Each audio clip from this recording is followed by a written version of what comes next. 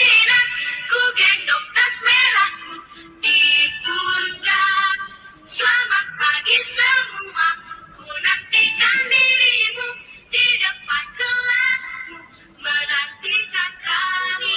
Guruku tersayang, guru tercinta, tanpamu apa jadinya aku?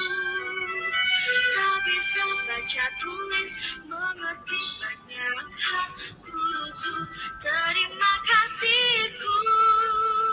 Nyatanya diriku kadang buatku marah, namun segala maaf kau berikan.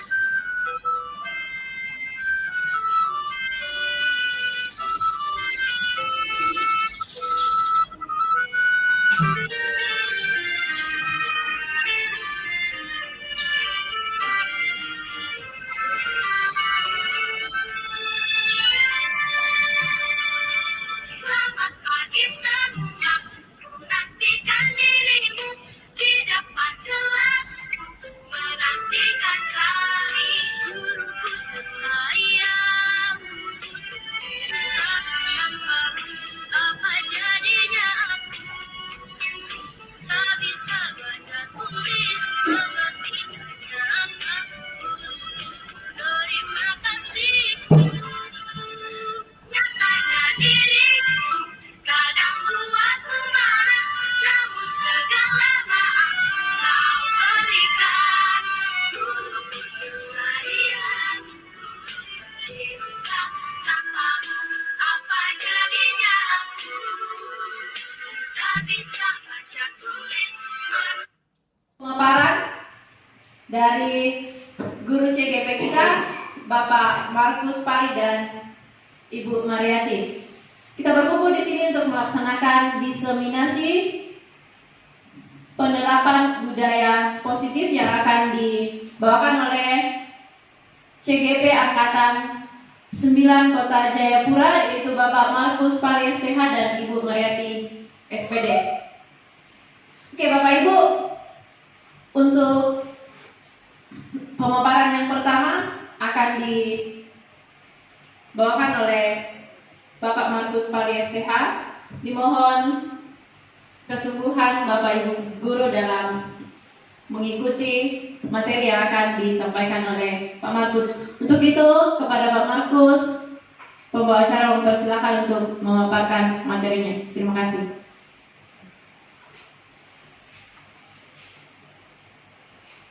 Ya, selamat siang Bapak Ibu.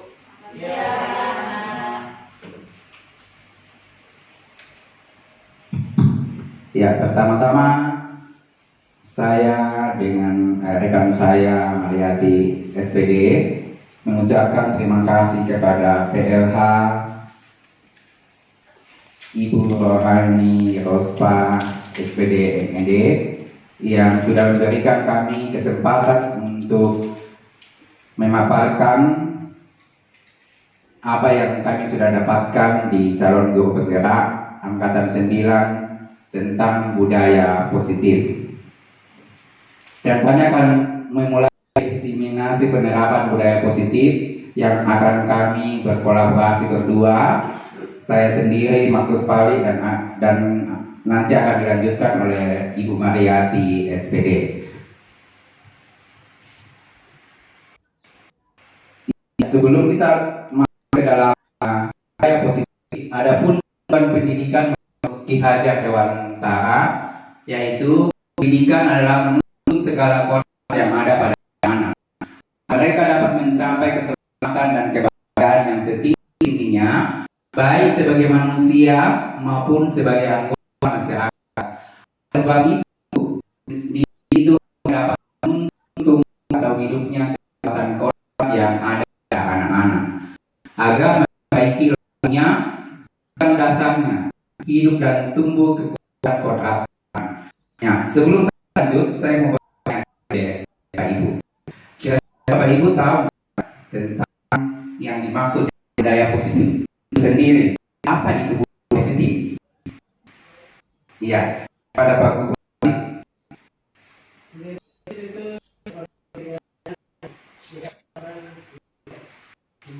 Iya, iya, kebiasaan baik yang membawa dampak yang baik. Ada lagi yang mau menambahkan? Ya, ini yang kami paparkan di nantinya. Budaya positif di sekolah yaitu nilai dan kebiasaan sekolah yang berpihak kepada murid agar mereka dapat berkembang menjadi pribadi kritis, penuh hormat dan bertanggung jawab sesuai dengan profil pelajar Pancasila. Nah, pastinya kita sudah tahu tentang profil Pancasila ya, Bapak Ibu. Nah, ada konsumsi dari budaya positif pertama yaitu perubahan paradigma belajar, disiplin positif dan nilai-nilai kebaikan dan kebutuhan dasar manusia serta motivasi perilaku manusia, posisi kontor guru, keyakinan kelas dan tiga institusi. Ini yang akan kita jelaskan. Apa yang saya sampaikan di sini kita perlu kepada wali kelas bisa melaksanakan bersama dengan anak-anak kita di dalam kelas nantinya untuk kita bisa membuat yang namanya keyakinan kelas. Ya.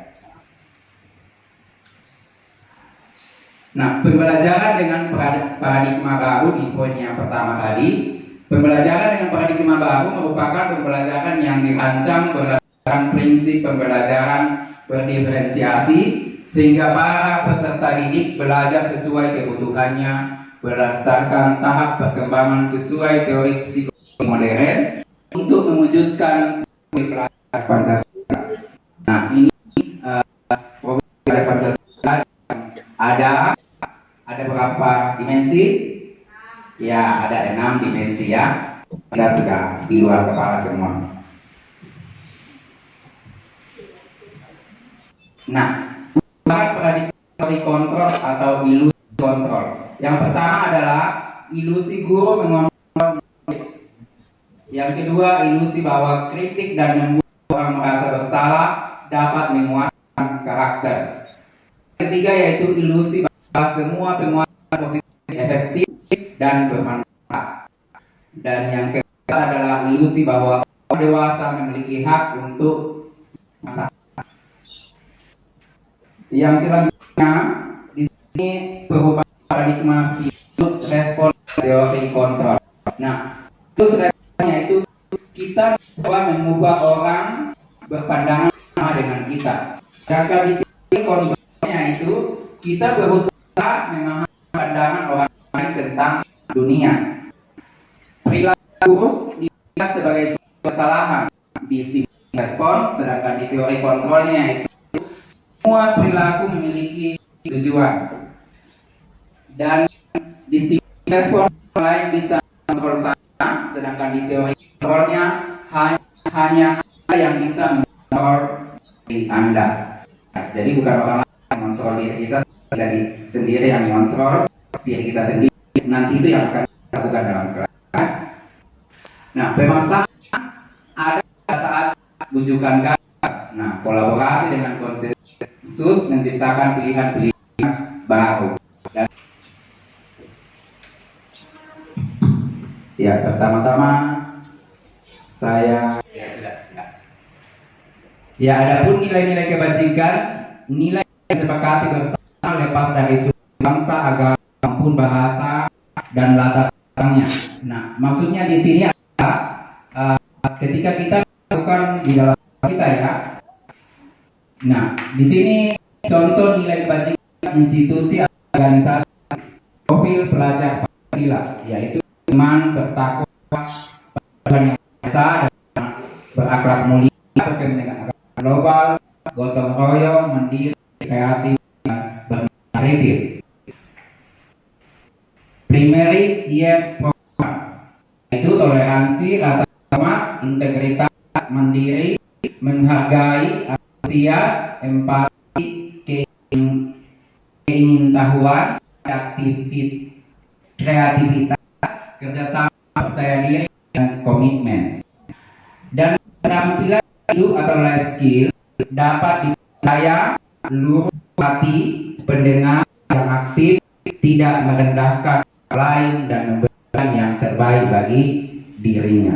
Nah, sampai ini pemaparan saya nanti dilanjutkan oleh Ibu Mariati. Ini ada Bapak Ibu yang mau bertanya berkaitan dengan budaya positif.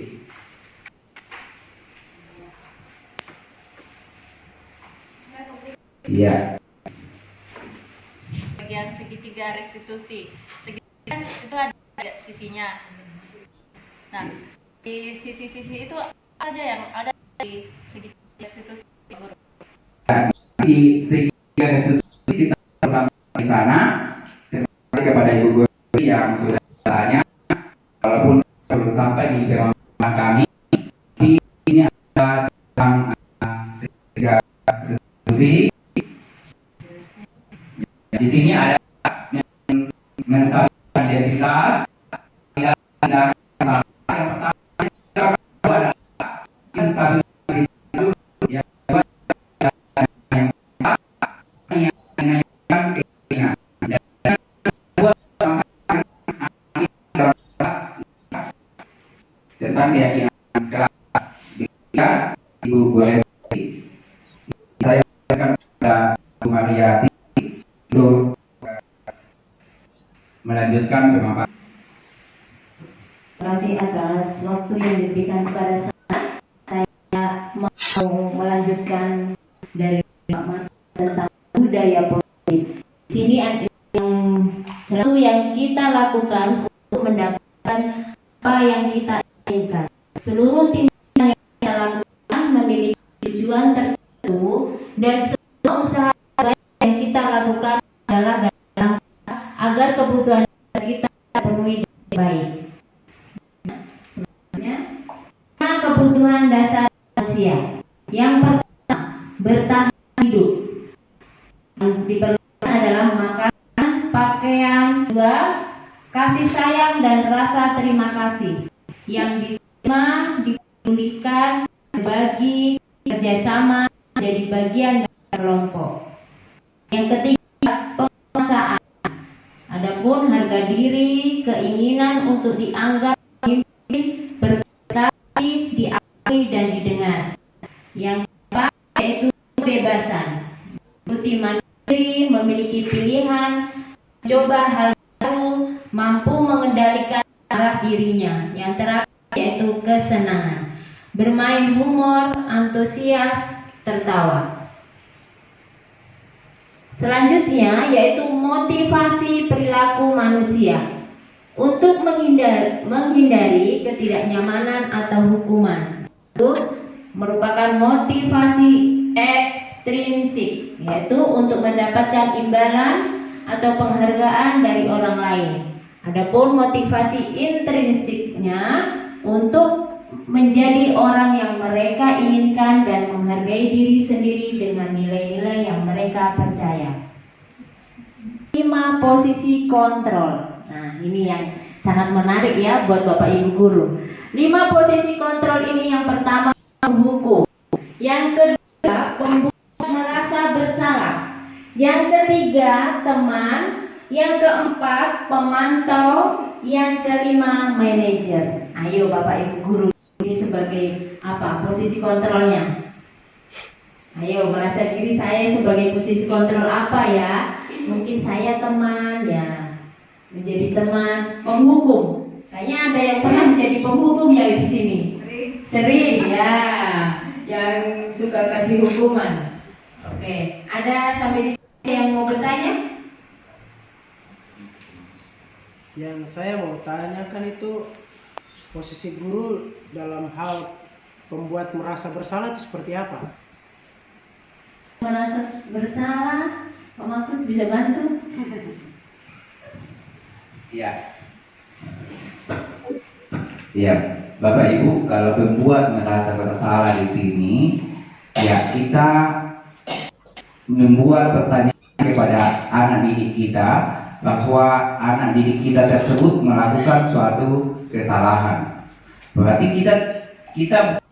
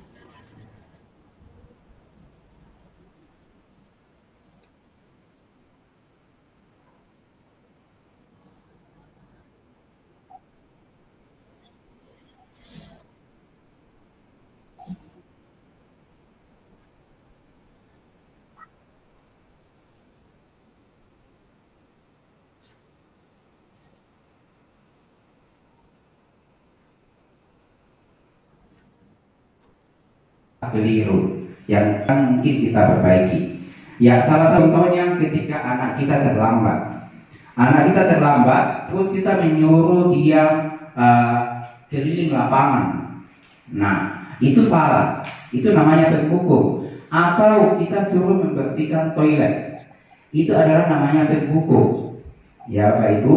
Dan itu akan kita evaluasi kembali supaya kita tidak masuk dalam posisi yang ada di sini. Bisa ya? Pak Guru, terus bagaimana cara kita disiplinkan anak? Ya, nah itu yang nanti kita akan buat di keyakinan kelas untuk membuat supaya anak kita itu bisa menyadari akan kesalahan-kesalahan supaya mereka berkomitmen dengan keyakinan yang mereka sudah buat. Tidak perlu lagi kita memberi hukuman yang berat, tetapi mereka sendiri akan menyadari komitmen-komitmen yang mereka sudah buat. Ya, itu nanti ada di keyakinan kelas, Bapak Ibu ya. Dan keyakinan kelas itu adalah yang membuat adalah anak-anak kita, bukan Bapak Ibu guru. Sekolah ya, peraturan sekolah berbeda ya. Keyakinan kelas yang dibuat oleh anak-anak kita sendiri supaya anak kita itu ya namanya merdeka belajar ya. Anak itu betul-betul merdeka dalam belajar ya. Sudah, Pak Guru? Siap. Saya penasaran dengan Sebut keyakinan kelas, kenapa tidak peraturan atau tata tertib? Baik. Nanti posisi kontrol. Oke. Penjelasan. Iya, oke, lanjut. Ya. Nah, di sini sudah ada contoh. Tapi Pak David tadi sudah bertanya ya, Pak Guru Markus juga sudah jelaskan. Contoh penerapan 5 posisi kontrol guru. Kasusnya, siswa tidak memakai atribut lengkap saat upacara bendera. Nah, penghukumnya apa? Hormat bendera selama 1 jam, Bapak Ibu guru. Nah, ini sebagai penghukum ya. Nah, sekarang yang kedua, pembuat merasa kamu selalu saja mengecewakan ibu bapak. Nah, anaknya langsung loyo gitu ya. benar atau yang salah itu. Nah, ini kan contohnya Pak. Contoh kalau kita sebagai penghukum. Nah, contohnya. Harus hukum itu atau Tidak, ini contohnya. Kalau kita merasa posisi kontrol kita sebagai penghukum, contohnya seperti itu. Nah, kamu hormat bendera. Nah, kamu cuci WC. Nah, itu. tapi kalau kita menghukum anak itu tidak boleh atau boleh? Tidak boleh, bisa yang lainnya ya. Kita lanjutkan nanti mungkin di yang lain. Punya temanya tentang budaya positif. Jadi mungkin hormat bendera, dia punya contoh hormat bendera, terus ada apa nih, berapa kali ibu bapak harus memberitahu kamu selalu saja mengecewakan bapak ibu. Jadi hormat bendera ini menunjukkan kekecewaan yang dari tadi mungkin dari ada 5 apa. Nah, itu yang dengan penghukum itu. Penghukum itu, tapi karena di budaya positif, jadi mungkin ini sebagai contoh, tapi tetap ada hukum untuk membuat anak itu jerah, tapi bagaimana disampaikan dikasih untuk diterapkan, tapi budaya positif begitu. Artinya Pak Guru, maksudnya hukum yang 5 posisi sebagai penghukum itu harus ada di guru atau tidak boleh? Begini Bapak Ibu guru, jadi 5 posisi kontrol guru itu ada 5. 5 posisi kontrol guru itu kan ada 5. 1 penghukum. Kalau penghukum, contohnya adalah hormat pada bendera selama 1 jam. Itu contoh. Anak-anak kah? Atau saya merasa bersalah kah? Seperti itu. Jadi maksudnya paradigma saya kalau anak tidak disiplin saya hukum. Tapi paradigma sekarang Iya, tidak boleh Pak. Ya, lanjut. Sebagai posisi sebagai teman, contohnya ya ini contoh. Ada ikuti atau sekolah, tentu Bapak Ibu ya. Kali ini ya sudah apa-apa. Lain kali jangan sampai begini lagi ya. Itu sebagai teman. Nah, kayaknya Juli cocok. Biasanya sebagai pemantau. Nah, kamu melanggar peraturan sekolah, kamu konsekuensinya ya. Setelah upacara kamu beli adunan ke koperasi, jangan diulang lagi. Itu pantau. Nah, yang terakhir ada manajer. Nah, manajer ini, apakah kamu tahu kesalahan kira-kira bagaimana kamu memperbaiki kesalahanmu? Nah, sebaiknya kita posisinya kita sebagai guru adalah manajer ya, Pak Markus. Bagaimana? Iya, sebagai begitu. Lanjut. keyakinan kelas. Mengapa keyakinan kelas? Mengapa bukan peraturan kelas? Ada yang mau kasih tanggapan atau bertanya sebelum Bu Cynthia? Oh iya. Mengapa keyakinan kelas bukan peraturan kelas? Kalau peraturan kelas, peraturan sekolah sudah dibuat seperti itu. Contohnya jangan datang terlambat, ya. Tapi kalau keyakinan kelas dibuat bersama-sama sama di dalam kelas. Nah, kalau buat kayak misalkan tidak boleh makan di dalam kelas. Nah, itu keyakinan kelas. Dibuat di dalam kelas, disepakati bersama-sama. Nah, kalau peraturan berarti sudah ada kan? Siswa masuk di sekolah di SMK sini berarti sudah ada peraturannya. Tapi kalau keyakinan kelas dibuat bersama-sama wali kelas, bersama murid, disepakati bersama-sama dan ditaati bersama-sama. Itu. Jadi kita buat peraturan dalam kelas dan itu kesepakatan bersama. Contohnya kalau misalnya ada guru yang belum datang, ketua kelas wajib atau siapapun harus putus untuk pergi. Yang kedua, ketika dalam kelas baju harus masuk ke dalam. Apakah itu bagian, saya sebutnya itu peraturan, tapi itu kesepakatan sama-sama kita semua. Kalau dibuat bersama.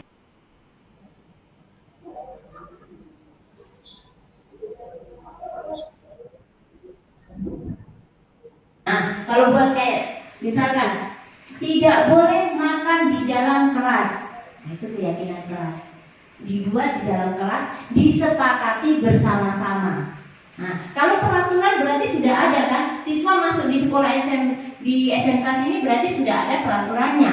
Tapi kalau keyakinan kelas dibuat bersama-sama wali kelas, bersama murid, disepakati bersama-sama dan ditaati bersama-sama. Itu. Jadi kita buat peraturan dalam kelas dan itu kesepakatan bersama. Contohnya kalau misalnya ada guru yang belum datang, ketua kelas wajib atau siapapun harus putus untuk pergi. Yang kedua, ketika dalam kelas baju harus masuk ke dalam. Apakah itu bagian, saya sebutnya itu peraturan, tapi itu kesepakatan sama-sama kita semua. Kalau dibuat bersama. Dibuat bersama-sama berarti keyakinan kelas. Iya. Oke, lanjut Pak Guru. Nah, dalam pembentukan keyakinan kelas yang pertama bersifat abstrak, yang kedua berupa pernyataan universal, yang ketiga dibuat pernyataan positif, yang keempat sedikit aja agar mudah diingat, yang selanjutnya sesuai dengan kondisi kelas sekolah sehingga mudah diterapkan, dan yang terakhir semua warga sekolah atau warga kelas dilibatkan saat membuat keyakinan kelas. Nah, itu keyakinan kelas yang sudah kita buat, yaitu 10 RPL. Ya, contohnya Berarti seperti ibu itu. tanya, kelas yang menerapkan di kelas, tetapi guru mapel juga bisa memberi keyakinan kelas kepada anak murid yang ditujunya, ya? Ya, boleh. Begitu ya? Ya, dalam membuat bisa kesepakatan bersama-sama. Ya, oke lanjut. Nah, segitiga restitusi adalah suatu proses dialog yang dijalankan oleh guru agar dapat menghasilkan murid yang mandiri dan bertanggung jawab. Tahapan segitiga restitusi itu ada 3: menstabilkan identitas, yang kedua validasi tindakan yang salah, dan yang ketiga menanyakan keyakinan. Menstabilkan identitas yaitu berdasarkan prinsip membuat kesalahan adalah bagian dari proses pembelajaran. Nah, yang dibuat berbuat salah itu wajar. Nah, kata-katanya seperti itu. Nanti ada videonya ya Bapak Ibu, ini saya jelaskan restitusi ya. Tidak ada manusia yang sempurna. Selanjutnya, ibu bapak juga pernah melakukan itu. Ibu bapak tidak mau mencari siapa yang salah, tapi ibu bapak ingin mencari solusi dari permasalahan ini. Kamu berhak merasa begitu. Itu contoh kata-katanya. Lanjut. Yang salah, berdasarkan prinsip setiap perilaku upaya menulis suatu buat. Yang pertama yang lakukan, kamu pasti punya alasan mengapa melakukan hal itu. Kalau kamu bisa lakukannya lebih buruk dari dia, Patut karena telah melindungi sesuatu yang penting buatmu. Kamu melakukan karena mempertahankan sesuatu yang penting bagimu. Yang terakhir, menanyakan keyakinan. Berdasarkan prinsip teori kontrol bahwa pada kita termotivasi secara intrinsik. Apa keyakinan kelas kita? Nilai-nilai apa yang telah disepakati bersama? Seperti apa gambaran sebuah kelas yang ideal menurut kamu? Kamu ingin menjadi orang yang seperti apa? Selanjutnya, ini adalah contoh penerapan segitiga studi kasus pertama. Silakan Bapak Ibu. Contoh penerapan segitiga restitusi pada kasus pertama, yaitu di sini kasusnya adalah Helena dan sering tidak mengerjakan tugas ya. Oke, lanjut. Nah, di mana ini adalah umpan balik dari siswa. Ternyata dengan menggunakan segitiga restitusi pada kasus yang Helena alami, Helena merasa senang. Akhirnya dengan diskusi dengan ibu guru, dia merasa oh ini adalah kesalahan dari saya. Oke, lanjut. Untuk contoh penerapan segitiga restitusi kasus kedua, yaitu di sini Alfa dia sering terlambat, makanya Markus menggunakan segitiga restitusi menangani kasusnya Alfa yang datang terlambat. Di sini juga ada umpan baliknya dari siswa, yaitu merasa senang karena dikasih diskusi bagaimana supaya datang terlambat ke sekolah. Yang terakhir yaitu penutup.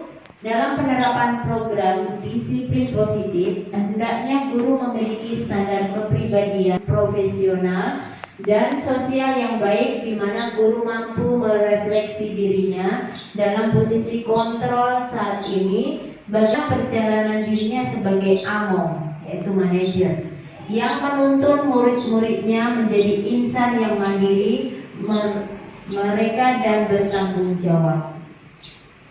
Itu saja, sekian dari saya dengan Pak Markus. Terima kasih. Guru Bergerak Indonesia Maju.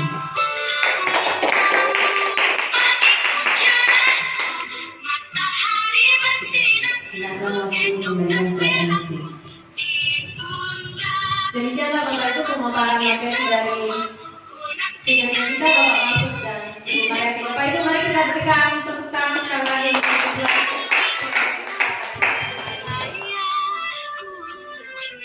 Oke Bapak Ibu, konsumsi telah disediakan ya. Kita silahkan menikmati konsumsinya, misinya menyusul. Terima kasih.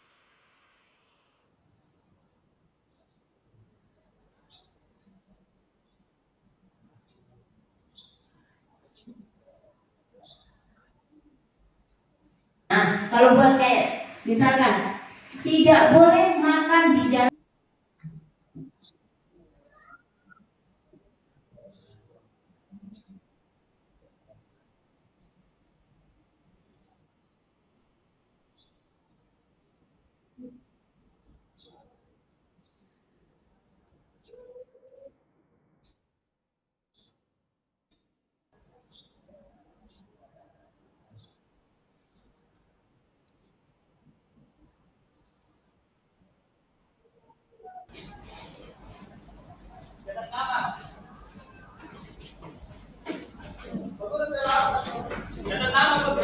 Semua. Bagaimana kabarnya hari ini? Baik. Adakah yang tidak masuk hari ini? Ada. Oh iya. Kenapa yang tidak masuk? Tanpa keterangan ya. Hari ini sebelum kita belajar, kita membuat keyakinan kelas. Ada yang sudah tahu apa itu keyakinan kelas? Tidak tahu. Kalau peraturan kelas tahu? Tahu, Bu. Contohnya Amila apa kalau peraturan kelas?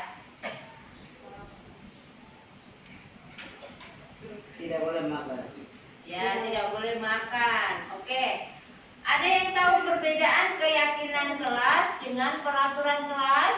Sama. Sama. Joshua mengatakan bahwa sama. Ya.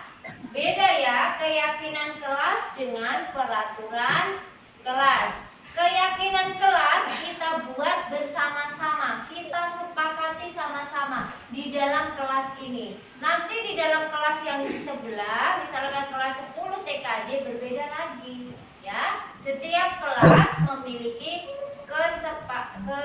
keyakinan kelas yang berbeda. Kalau peraturan kelas atau sekolah sudah dibuat di sekolah, misalkan ada yang tahu peraturannya di sekolah di sini apa?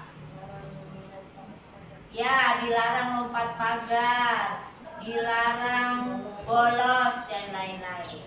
Oke. Hari ini kita akan membuat keyakinan kelas. Guru akan membagikan selembar kertas.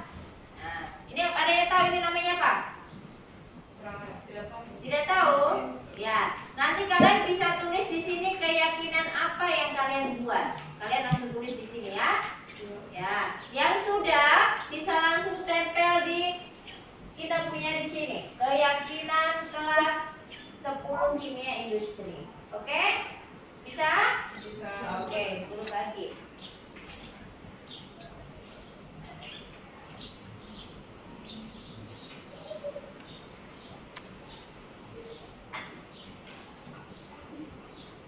Oke, yang sudah dapat silakan tulis.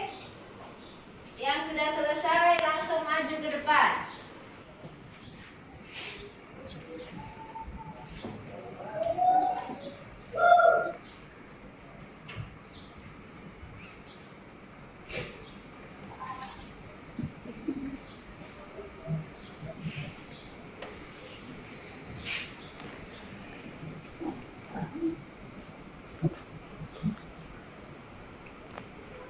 Ayo Joshua sudah selesai maju ke depan. Joshua.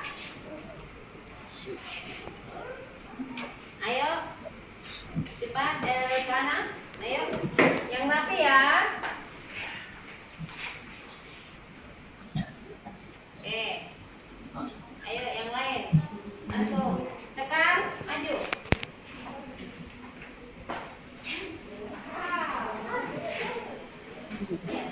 Ya, sana. Ayo. Oke. Ayo, tekan. Ya.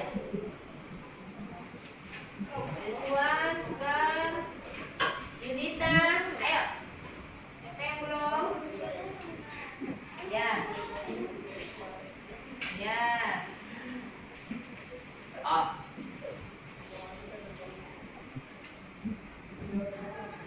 Gimana ini? Notan tulis lagi terbalik. Yang lengket ya, notan ini. Ya.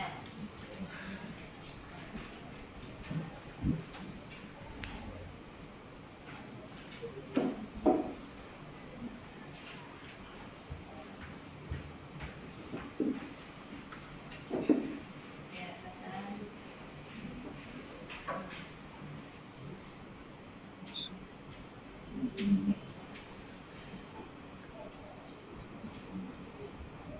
Delvin sudah? Mari, guru bantu ya. Guru bantu ya, Delvin ya. Siapa yang belum? Sudah semuanya? Ayo Ruth.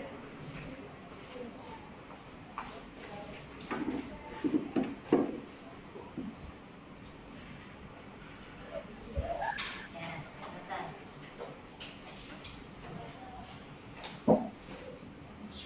Oke, kita lihat yang sudah kalian tulis di sini apa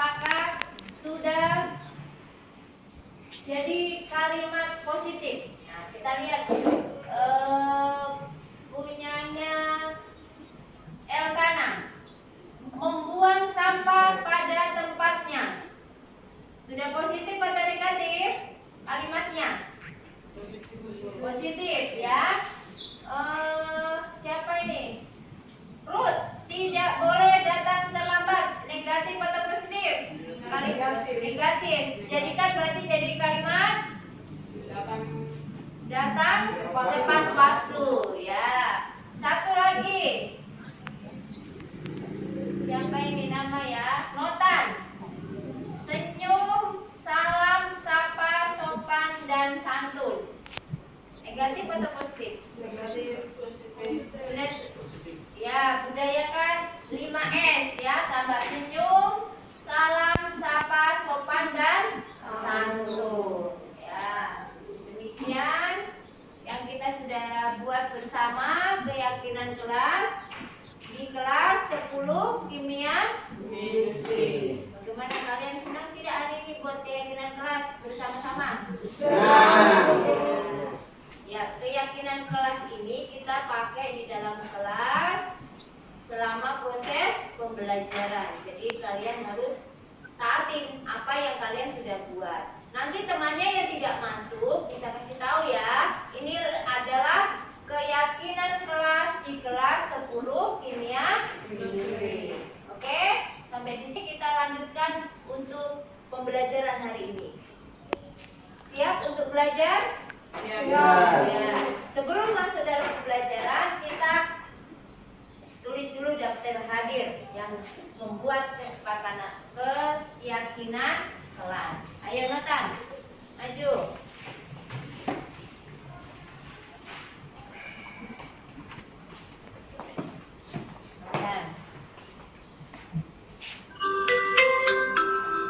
Yunita.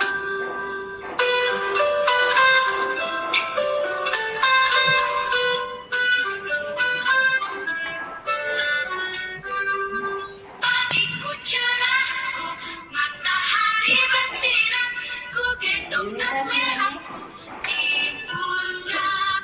Selamat pagi semua, ku nantikan dirimu di depan kelas.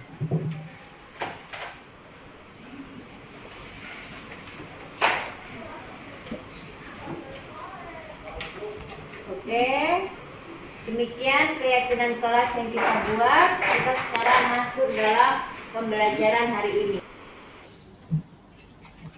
Nama saya Yunita, kelas 10 Kimia Industri. Saya sangat senang sekali karena hari ini kita membuat keyakinan kelas. Dan bagi saya keyakinan kelas itu sangat penting. Sekian dari saya, terima kasih. Yunita.